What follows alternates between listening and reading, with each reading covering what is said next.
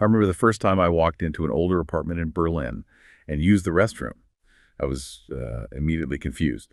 Instead of the water basin I was used to, the toilet bowl had this strange, flat ceramic shelf right in the middle. It forced the waste to sit there, fully exposed and waiting to be inspected before you could flush it away. It felt confrontational almost, uncomfortably analytical. Compare that to a trip to Paris, where the design was the total opposite. The hole was positioned way at the back, designed so that everything disappears instantly into the water, a sort of guillotine style of removal, where the goal is to make the unpleasant reality vanish before you can even process it. Now, you might think this is just a boring difference in plumbing engineering, but when you look closer, as the philosopher Slavoj Žižek famously did, you realize something much stranger is happening. These aren't just sanitary mechanisms. They are physical, ceramic declarations of philosophy. One culture demands you rationally inspect the horror of reality. The other demands a revolutionary, swift disposal of it. And this brings us to a terrifying realization. We walk around every day convinced we are the drivers of our own lives, choosing our coffee, our clothes, our careers, believing we're acting out of pure free will. But if even the most private biological act of going to the bathroom is actually being directed by an invisible, centuries-old cultural script, how much of your personality is actually yours? What if you aren't the driver at all, but just a passenger in an autonomous vehicle, executing a code that was written long before you were born? That analogy, starting with the porcelain, it immediately cuts to the core paradox. We call this the self-driving life, where our choices, which feel profoundly personal and free, are in fact executing a cultural script, an ideology written long ago. Our mission in this deep dive is to prove that ideology is not merely abstract belief or a set of political opinions you hold in your head. It is a material, physical force embedded in our infrastructure, shaping our identity, defining what we desire, and ultimately scripting what we accept as common sense. We are going to examine this structure through the critical lenses of Marx's explanation of structural roles, Peter Sloterdijk's analysis of modern cynicism, and Slavoj Žižek's deep psychoanalytic view of fantasy. We need to put on a special set of intellectual sunglasses, so to speak, to review the hidden commands that structure your world, starting with the most basic elements of daily life. Okay, let's unpack this by returning to that ceramic philosophy we introduced. We have these three distinctly different approaches to handling human waste. The German model is about exposure, inspection, and contemplation.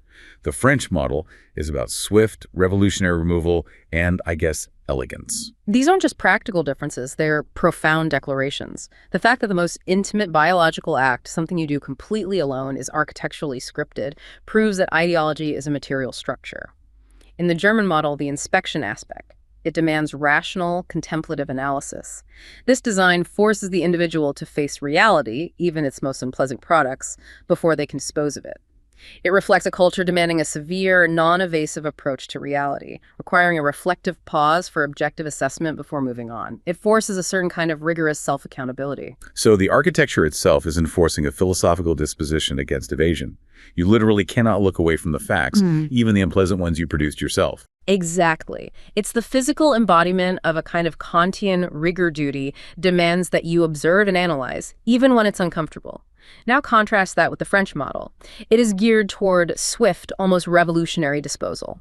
The design reflects a cultural desire to elegantly evade the unpleasant aspects of reality, prioritizing an immediate, idealized cleanliness or perhaps a revolutionary haste to dispose of the past, rather than engage in contemplative angst. The experience minimizes exposure to the unsightly residue of the body, allowing for a quicker return to the idealized social sphere. And what about the third model, the Anglo-American design, the one based on the water basin where the waste is just floating on water? It's visible, but somehow neutralized. That design acts as a pragmatic synthesis, and it reveals an entirely different philosophical stance. It says, essentially, we acknowledge the problem, the evidence is clearly there, but our approach is pragmatic and empirical. It's manageable. The Anglo-American design prioritizes management and control over philosophical reflection or severe self-inspection. It represents a culture that is comfortable with things being visible as long as they're contained, neutralized, and practically controllable. If you consider that plumbing, architecture, and even the basic tools we use are all pre-scripted, you realize the invisible code is written into the things we touch every day, making ideology inescapable. That sets a powerful stage for Marx's structural analysis. He introduced the concept of the character mask, or the character mask. It's more than just a social role. It's a prescribed function that you said conceals deeper social contradictions. If ideology is material, how does this mask operate on us? First, we really need to clarify the stakes. The character mask is systemic. It is tied directly to the structural relations of a specific historical society, particularly capitalism. It's not just an individual putting on a nice face. The mask is applied to institutions, to economic functions, and to media. It describes how relationships between people are presented as relationships between things, fundamentally concealing their true nature. The system itself wears the mask, and we are forced into the performance. So the system dictates the roles, and we are just the available actors. Can we detail the mechanism? You mentioned 6 steps that explain how we become subject to these forces. Absolutely. The first step is simple: roles. People adopt functions required by the complex division of labor. You are a buyer, a seller, a worker, a manager, a patient. You conform to these prescribed roles to survive or advance within the economic structure. And critically, you may choose how you perform the role, but you have no choice about taking it on if you wish to participate in society. This is a primary constraint on your supposed free will. Once we inhabit these roles, the second step, masking, begins. That's where the concealment happens. Right. Masking becomes an intrinsic necessity because capitalist society is structured around fundamental contradictions. People simultaneously have competing antagonistic interests. For example, maximizing profit versus maximizing wages. And yet, they must also cooperate to keep production running. This inherent conflict necessitates the concealment of true behaviors and personality traits to maintain the facade of cooperation. You are forced to censor and hide parts of yourself to fit the specialized function. The mask allows for social interaction despite that underlying conflict. And this leads rapidly into the third and most famous step, fetishism. This is where the mask or the impersonal force starts to feel alive. This is where the inversion truly takes hold. Fetishism means that inanimate things, abstractions like the market, the price of a commodity, or capital itself, become personified, acquiring independent agency and power. We treat the abstract economy as if it were a massive living entity with its own will, often saying things like, the market wants this, or capital requires that. This process is crucial because it ensures that relationships between actual people are consistently mediated by relationships between things. Can you give a powerful contemporary example of this economic fetishism, something we'd see today? Well, consider the massive shift toward cryptocurrencies and algorithmic trading. These are complex, abstract financial instruments, but they are treated by many participants with a nearly religious fervor. The coin or the algorithm is perceived to have agency, intelligence, and independent power, driving global events, fortunes, and market moods. The character mask is not worn by the programmer or the trader. It is worn by the algorithm itself, which is treated as an impersonal, all-powerful force to which individuals must submit. The individual who interacts with this force, the mask bearer, internalizes the role, becoming the mere bearer of the function. They submit fully to these impersonal, abstract forces, effectively becoming the mask itself. That submission to the impersonal market or algorithm, the feeling that you are just a node in a vast mechanical system, that leads directly to the fourth step, alienation. Absolutely. This entire dance of masked people inevitably leads to estrangement.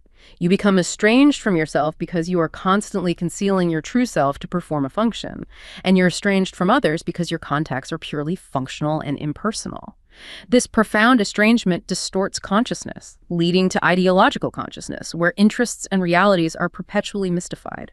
We cannot even truly grasp the problem anymore because we lack the cognitive categories to think outside the system's own internal justifications. Our self-conception is dictated by the mask we are forced to wear. And the fifth step, development, suggests that society grows, but in a fundamentally inverted and unequal way. It does. The critical point here is that the capitalist economy is not primarily organized for the people. The people are organized for the capitalist economy. As the division of labor becomes more complex and specialized, individuals are pressured to act in multiple, constantly shifting roles, juggling a professional identity, a consumer identity, a social justice advocate identity, and so on. This pressure forces a development of relational skills and behavioral flexibility, demanding that we quickly switch masks. But, and this is the crucial contradiction, this flexibility does not give us control over the fundamental social relations in which we must participate. We become more flexible but less autonomous. So we develop a dazzling array of masks, becoming more complex as psychological beings. But the underlying structure remains entirely outside our control. The individual is essentially reduced to the mask of the function. That anti-humanist perspective argues that the biological men and women are only the supports, the receptacles, or the bearers of the guises assigned to them by the structure of relations and the social formation. While we do make history, we are profoundly made by history. The character mask helps us understand the immense daily pressure to conform to the precise functions the system requires, often at the expense of our coherent self. The system defines the functions, and we fill the empty space they represent. We can see this character mask and the subsequent alienation manifesting in institutional decay. I was interested in the anecdote about the professor, Julian, at that Gothic university in New England. He described walking through those beautiful vine-covered arches and feeling that the architecture, which once promised enlightenment, now felt heavy, oppressive, a true material force. Julian's insight is incredibly sharp. He experienced the architectural, material realization of ideology. The stone itself, once a symbol of stability and the eternal pursuit of truth, has become a constraint. The institution's ideology is no longer subtle. It is encoded directly into its physical and procedural practices. The decay isn't intellectual failure, it's structural failure, where the function of the institution no longer matches its form. He noticed that faculty meetings were dominated not by genuine intellectual sparring, but by a rigid, ritualistic adherence to new linguistic codes, bureaucratic forms, and mandatory training. It's the performance of institutional compliance. And that is the character mask in action at the institutional level. The machinery inside, as Julian put it, has switched its output.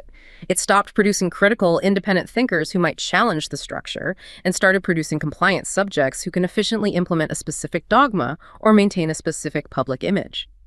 This transformation is enforced through the material practices, the endless bureaucratic forms, the mandatory training modules that consume time and energy, and the ritualistic adherence to new linguistic standards. These are not abstract beliefs you can debate. They are physical, mandatory requirements for employment, tenure, and continued participation.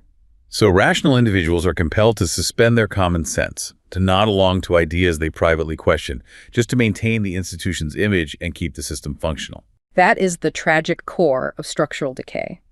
The mask is performing a function institutional survival and image maintenance that operates independently of the individuals wearing it.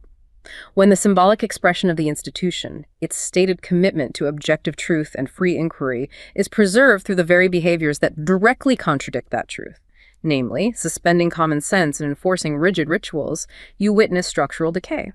The ideology is embedded so deeply in the material reality of the forms and training sessions that it dictates behavior even when that behavior is recognized as hypocritical or irrational.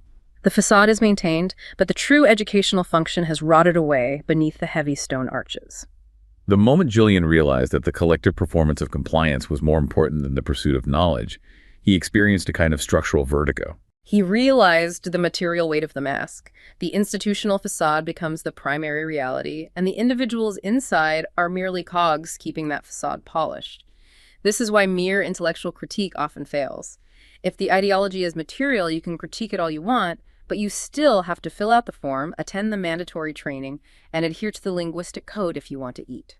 This experience of institutional rot brings us naturally to the concept of modern cynicism. Classical Marxist ideology suggests that the problem is ignorance. False consciousness? We don't know the truth. But as philosophers like Sloterdijk and Eshek argue, that's not the case anymore. Today the problem is enlightened false consciousness. That shift is tectonic. We move from the problem of not knowing to the profound problem of not acting on what we know. The modern cynic is highly informed. They know the system is compromised. They know the exposés are true. They understand the structural inequalities and the failures of climate policy. Yet they remain functionally unaffected. They are, as Sloterdijk describes them, reflexively buffered. So the cynic has internalized the critique, but that internalization serves only to reinforce their inaction. Precisely. The formula Sloterdijk provides is startling. They know very well what they are doing, yet they are doing it. Cool. The cynic has undergone the lessons of enlightenment. They can analyze, they can critique, they can intellectualize the system's flaws, but they haven't translated that knowledge into practical resistance or structural change. This cynical stance allows them to fully integrate into the system, sustaining its oppressive functions while simultaneously rejecting its norms intellectually.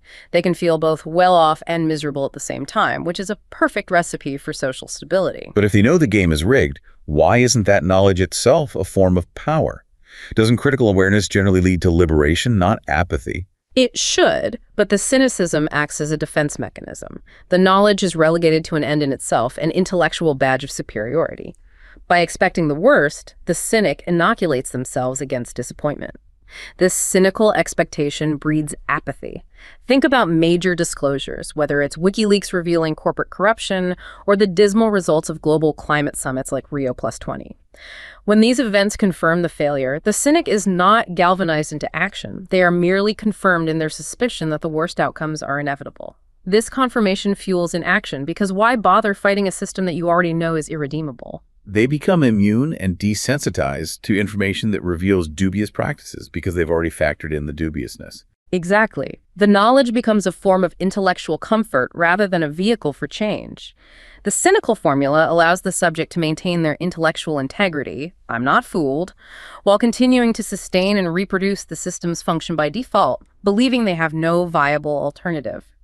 If the ideology functions independently of conscious belief, merely educating or informing people will pose no challenge to the structure. Cynicism is the modern barrier to traversal. To see through this pervasive cynicism, we need a special tool that forces us past our intellectual buffers. Zizek argues that the perfect representation of critical theory is the 1988 John Carpenter film They Live. The premise is fantastic. The drifter Nada finds special sunglasses that reveal alien rulers and the subliminal commands embedded everywhere: consume, obey, marry, and reproduce. The sunglasses are indeed the perfect cinematic metaphor for critique, functioning like the character mask concept, but on a visual sensory level. When Nada puts them on, the world immediately shifts to black and white, revealing the hidden dictatorship within what was perceived as a free democracy. The sunglasses reveal the invisible order which sustains your apparent freedom. The film's genius is that it visually externalizes the ideological commands that normally operate transparently in our subconscious. The film was Carpenter's direct response to the intense commercialization and deregulated capitalism of the Reagan era. It visualizes how pervasive the economic script is. Absolutely. And the aliens made to look like ghouls are not just foreign invaders. They are the externalized corruption that results from our participation in the system. But the most bizarre and crucial moment in the entire film is the fight scene. Nada has the glasses, he knows the truth, and he needs his coworker Frank to see it. That fight is infamously long. 5.5 grueling minutes of bare-knuckle violence, just over a pair of cheap sunglasses. Frank fights with savage intensity to avoid putting them on. Why does that scene carry such a massive symbolic weight? It illustrates the profound, primal, subconscious resistance to seeing the truth. Frank, who represents the average cynical citizen, fights violently to maintain the fantasy of comfort, routine, and predictability. He is terrified of the painful, decentered, monochrome reality that glasses reveal. The fight is not about the object. It is a desperate physical manifestation of the psychic energy required to maintain the lie. We, the audience, are Frank. As long as we can live in happy ignorance, as long as the fantasy screen is comfortable, we will cling to it, even violently. The violence is the defense mechanism of the ideological system against its own deconstruction. Yes. Traversal is painful because it forces you to question everything you have invested your identity and security in. We prefer the comfortable spectacle of life under the illusion of freedom over the monochrome truth that we are merely subjects being managed by hidden forces. The ideological function of the film is realized by forcing the viewer to confront the possibility that the biggest obstacle to freedom isn't hidden information, but our own profound desire not to know. Let's apply those glasses to the contemporary landscape, specifically the hyper-focus on specific cultural narratives. We heard the story of Sarah, the marketing executive in London. She described a moment in a high-level strategy session where a campaign centered on radical inclusivity was being launched by a massive global brand. The mood board was filled with aesthetically curated images of diversity and justice slogans. But Sarah felt a sudden clarity, like she had put on the sunglasses of truth. Sarah's experience perfectly illustrates how the character mask of capital adapts. When she saw the campaign message, "We care about your identity," the hidden script revealed by her moment of clarity was far more sinister. It was, "Don't look at the wealth gap. Consume this identity to feel whole. Ignore the structural conflict." The hyper-focus on specific cultural narratives, particularly identity politics, functions as a sophisticated fantasy screen in contemporary Western societies. If that is true, is the focus on identity politics today the ultimate character mask of capital? In many ways, yes. It acts as a highly effective pressure valve. This strategy diverts cognitive and emotional energy, as well as political conflict, away from the underlying structural issues. the immense wealth gap, economic precarity, and ruthless corporate mechanics, and it channels that intense energy into fighting over symbols, representation, and linguistic codes. The ideological benefit for the system is massive. Keep people passionately arguing over who is represented in the advertisement or what words are acceptable so they don't look at the quarterly earnings reports, the outsourced labor practices, or the widening chasm of wealth accumulation. So the fantasy screen doesn't just obscure reality, it actively dictates what we should be preoccupied with and what we should desire. Precisely. Fantasy is the mechanism that teaches us what to desire. Desire is not spontaneous. It is thoroughly constructed by the social order. The fantasy provides the coordinate system for the subject, the stories, images, and narrative situations that tell us what is worth pursuing, what a just world looks like, and how we should feel when we pursue it. This fantasy is necessary to prevent the subject's experience from collapsing into something chaotic and utterly meaningless. But the fantasy also has a deep, almost ancient function in concealing fundamental societal deadlocks and the violent origins of the system itself. That is its most powerful function. Take, for instance, the myth of primitive accumulation, the foundational fairy tale used to justify capitalism. The story says that wealth was accumulated naturally and morally. Some ancestors were thrifty, hardworking, and invested their savings, while others were lazy and squandered what they had. Therefore, modern inequality is deserved and a natural result of moral difference. This narrative is a pure fantasy designed to mask the historical reality. And the reality was built on structural violence. It was. The fantasy obscures the brutal, bloody, and violent history upon which capitalism was truly founded. The enclosure movement, forced displacement of peasants, cruel colonial plunder, the slave trade, and state-sanctioned violence against workers. The fantasy uses a moral story of thrift versus laziness to obscure the material violence of history. By doing this, the fantasy makes today's staggering structural inequality seem earned, natural, and morally justified, rather than the ongoing result of a system built on violent dispossession. That fantasy screen protects us from confronting the inherent structural antagonism and contingency of the system itself. We prefer the fairy tale. We've identified the masks and the screens that structure our reality. The question then becomes, how do you break free from a script written before you were born? The listener Mark from the American Midwest described a profound sense of what we called a noble betrayal. He'd lived his life by the classic social contract, trust the experts, follow the rules, and stability will be guaranteed. When that illusion, the belief that the big other, the system, knew what it was doing, shattered, he felt betrayed. Mark experienced a painful but necessary ethical shift known as traversing the fantasy. It's critical to emphasize that traversal is not an escape to a pure, non-ideological reality. That pure reality does not exist for the human subject.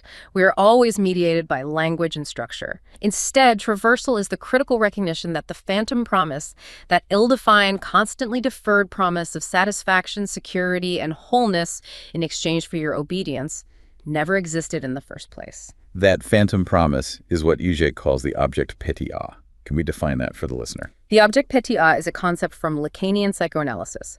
It translates roughly as the small other object. It's the idealized, lost object, the partial object that desire is perpetually seeking. It's what you believe you are missing and what you believe the world has promised you. In Marx's context, the object pétia was the promise of guaranteed security, social cohesion, and expert competence in exchange for his loyalty and compliance. When he felt betrayed, he realized that object was a phantom. It was the system's lure, not its actual content. The moment of betrayal is the necessary precursor to this new, painful freedom, because that obligation to perform for the system dissolves when you realize the return object, the security, was never real. Exactly. Marx shifted his focus from the global illusory system, the big other, to investing in his local, tangible reality. His family, his community, his individual judgment. This is a move towards sober freedom. However, traversing the fantasy also exposes the terrifying fragility of the social fabric we rely on. Society is held together by unspoken rules and what we call empty gestures. We need to understand how adhering to the letter of the rule can actually break the system's spirit. Let's return to the example of the friends competing for a promotion. In any symbolic exchange, like two friends competing for a job, the system runs on unwritten rules. If friend A wins, they must make the empty gesture. I feel terrible, you deserved it more, I'd step aside if I could. Friend B, the loser, must staunchly refuse this gesture, congratulate friend A, and firm their friendship. This ritual confirms their solidarity and keeps the social relationship intact, ensuring the competition doesn't become real antagonism. But If friend B, having traversed the fantasy, decides to take the gesture literally. If friend B accepts the empty gesture literally, "Oh, thank you, I accept your resignation in my favor," the symbolic exchange is instantly shattered. It violates the unwritten rules of the game and dissolves the social connection. It exposes the ritual as a lie designed to conceal the antagonism. This literal adherence to the letter of the rule, treating the empty gesture as genuine communication, traumatizes the symbolic order. Traversing the fantasy is often not about outright rebellion, but about exposing the lie by taking the social performance too seriously, thereby revealing the fantasy that held the rule together. That level of exposure is painful because it reveals the deepest layer of the psyche, the difference between desire and drive or tribe. We must go deeper than fantasy and the pursuit of the object to die. What is this chaotic, relentless engine of the self? Desire, as we establish, operates under the pleasure principle. Its goal is stability and equilibrium. It seeks a specific, idealized object to achieve satisfaction, though it always fails because that object is inherently lost, structured by lack. Desire is mediated by the law and by social prohibition. It aims for a coherent narrative. Drive, or tribe, is the opposite. It seems to actively seek instability. Drive fundamentally transcends the pleasure principle. It does not seek equilibrium. It is a blind, endless, circular repetition around a permanent structural lack or void. It does not seek satisfaction in the object, in achieving the goal, but rather in the pathological repetition of the loop itself. It is a compulsion to repeat, regardless of external reality. The satisfaction drive achieves is called jouissance. Jouissance is a difficult term to translate. It's often rendered as enjoyment, but that doesn't capture the full complexity. How should we understand it? Jouissance is enjoyment that is simultaneously pleasurable and painful, exceeding the normal bounds of the organism's capacity for pleasure, and disturbing the stability of the body. The pleasure principle aims for stability. Jouissance is the enjoyment of excess, the pathological insistence that disturbs the organism. It's what you get when you repeat a damaging habit, not because it brings stable happiness, but because the mechanical repetition itself is compulsively satisfying. It's the sheer force of insistence. And this insistence is tied to the concept of the death drive. Yes, drive is fundamentally undead insistence. It is anti-biological. It disrupts the normal rhythms of life, like survival and reproduction. The death drive doesn't care about the organism's well-being. It only cares about the mechanical, eternal repetition of its circuit until exhaustion or collapse. It is a pure, unconditional insistence that operates beyond the cycle of life and death, simply looping around the void. This sounds less like a psychological concept and more like a physical engine running without purpose. It is the most terrifying form of the real, the chaotic, unrepresentable void at the core of existence. To provide a vivid, unsettling image of this non-biological persistence, the source material references the Slovenian romantic poet Franz Prešeren and his image of the unrotted heart. That image is incredibly potent. Imagine a poet buried for years whose body has fully decomposed, returned to earth, except for one isolated organ, the heart. It remains unrotted, still full of red blood, beating madly, eternally, defying the laws of organic decay and death. This frantic, isolated organ symbolizes the persistence of the drive, the non-biological, mechanical insistence that continues its circuit, defying the limits of life and biology. That unrotted heart is the pure form of the drive, the eternal engine of repetition, blind and meaningless. The idea that there is a core insistence in us that simply wants to repeat regardless of whether it helps us survive or makes us happy is deeply unsettling. It implies a structural lack of meaning at the deepest level. It forces us to confront the fact that we are not entirely defined by a rational interest or stable pleasure. We are also driven by this chaotic, mechanical compulsion that only finds satisfaction in its own excess and pathological repetition. We have the structural constraints of the character mask, the cynical acceptance of the fantasy screen, and the terrifying chaos of the underlying drive. How do these three forces fit together? This final synthesis is crucial. We can now structure the relationship to show precisely why the ideological fantasy is not merely a distraction, but a structural necessity for the subject. Start at the bottom layer. We begin with the drive. This is the chaotic, blind insistence around the real void, the ultimate, terrifying lack that cannot be symbolized or understood. It is the engine of meaningless mechanical repetition we just discussed. If the subject were exposed to this raw drive, they would collapse. Next, the intervention of the social order. The law, or social prohibition, enters. This law, the structure of society, language, and culture, transforms that chaotic drive into desire. By forbidding the direct realization of jouissance, the raw, excessive enjoyment, the law creates the concept of a lost object, the object petit a, to be pursued. Desire is the mediated, structured form of the drive, operating under the rules of the symbolic order. So desire is the civilized version of the chaotic drive, structured by lack. And the final piece is the fantasy. Fantasy is the crucial screen or buffer that intervenes between desire and the chaos of the drive. Its fundamental function is to stabilize the subject. It tells the subject why that ultimate forbidden jouissance is missing. It provides a necessary, rationalized narrative, a story, to explain the permanent lack. For instance, the fantasy might tell the subject, your security is missing because the other, the corrupt politicians, the shadowy capitalists, the conspiring elites, stole your jouissance. The fantasy provides a plot twist, essentially, that saves the subject from confronting the abyss of pure meaninglessness. Exactly. The fantasy provides a rationalized plot that prevents the subject from confronting the terrifying reality of the drive's blind, chaotic, meaningless repetition. The fantasy allows the subject to say, I am unhappy because I lack X, and if I achieve X, I will be whole. Without that fantasy screen, the subject would be overwhelmed by the real of their own structural void, leading to profound psychic or social collapse. Fantasy provides the coordinates, the narrative of loss and hope, that keeps us functioning and desiring within the system. We've traveled from observing the deep cultural philosophies embedded in three types of plumbing, through Marx's analysis of how systems make us wear masks, to the psychological defenses of modern cynicism and the corporate weaponization of identity, and finally descended into the terrifying realm of the unrotted heart, the engine of the drive itself.